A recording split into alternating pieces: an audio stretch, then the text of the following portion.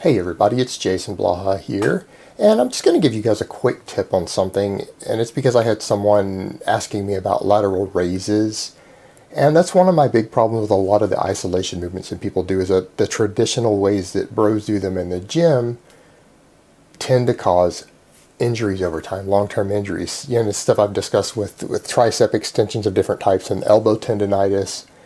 And one of the things with the lateral raise, because the lateral raise is a really popular movement, but lateral raises are not a particularly functional movement from the way that the shoulder joint works, and you have to realize that the lateral head of the delt is really intended as a support muscle, not as a primary mover in any exercise, at least from a functional perspective. It's just the way our shoulders are built.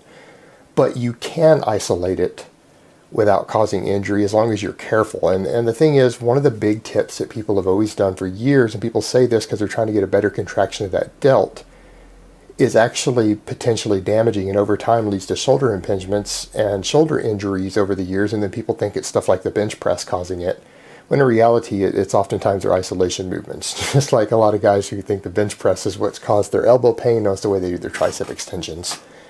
And I don't want to get into a full anatomy because I want to make this a very quick video, but you guys can pull up your own anatomy charts. You can read on it yourself. There are experts who do not recommend lateral raises at all due to this. There are physiologists who don't.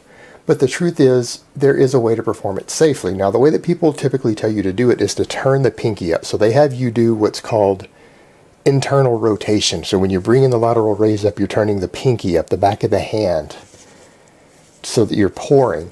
That is the worst thing you can do if you go higher than about 90 degrees. And you get here or up, if you're doing that, you're actually putting your shoulder into a position to where you can cause damage and a shoulder impingement over time. And a very high percentage of people will get that if they do this for 5 or 10 years. They'll have shoulder damage as a result of this.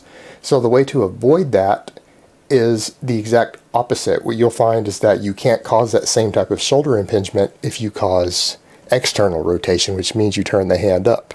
So instead of down like you're pouring, you turn the hand up slightly so that when you come up, you're like this rather than like this. So it's external rotation. And a lot of guys will say, well, that's hitting more front delt. Well, only if you're lean upright. If you lean over just a little bit and you do that, you'll find that it will shift the load further back, all the way until you get to the point where you can turn it into a rear delt fly.